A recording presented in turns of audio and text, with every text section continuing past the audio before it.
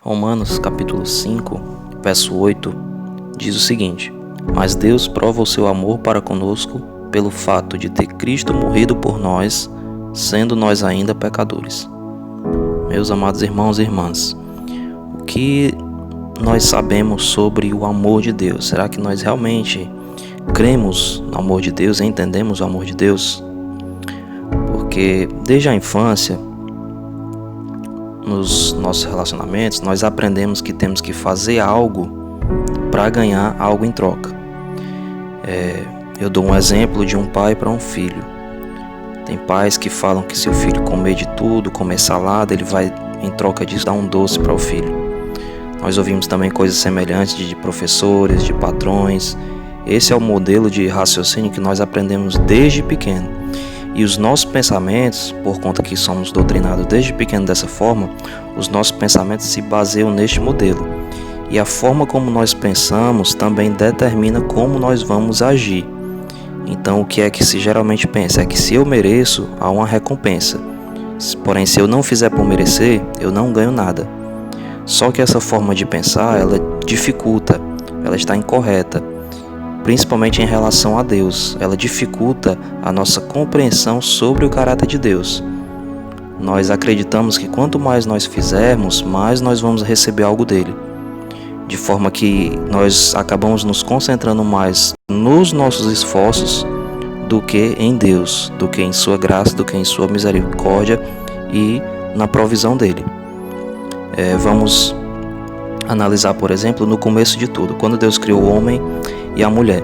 Ele deu uma direção para os dois, dizendo que eles poderiam comer do fruto de toda a árvore do jardim, todas as árvores do jardim, menos do fruto da árvore do conhecimento do bem e do mal.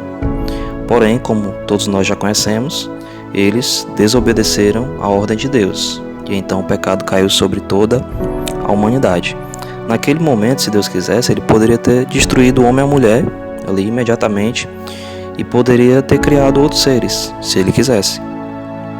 Porém, ele quis mostrar o seu amor, revelar o seu amor, revelar essa qualidade do seu caráter, que é o seu amor.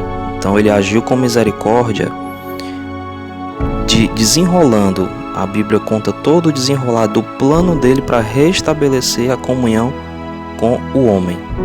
Porque a partir daquele momento, quando Adão e Eva pecaram, a consequência do pecado dele caiu sobre todos os seus descendentes.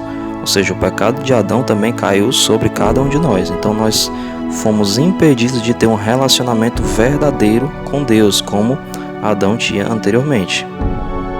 Então Deus envia o seu filho, seu único filho, ao mundo para morrer e para perdoar os pecados de toda a humanidade.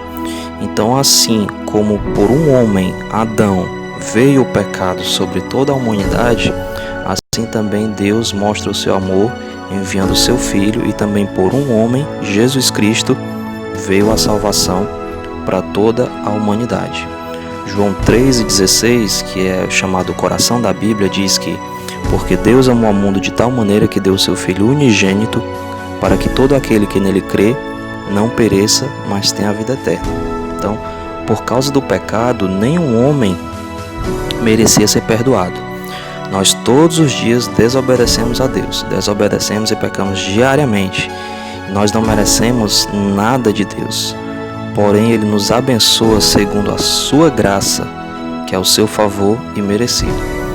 Então não pense que Deus tem que provar que Ele ama se Ele está fazendo algo para você ou deixou de fazer. Como nós lemos no início, Deus prova o seu amor para conosco pelo fato de Cristo ter morrido por nós, sendo nós ainda pecadores. Então, independente do que aconteça, Deus ele já provou o seu amor há 2000 anos atrás, quando Ele morreu na cruz do Calvário por cada um de nós. Esse é o nosso devocional de hoje. Que Deus te abençoe.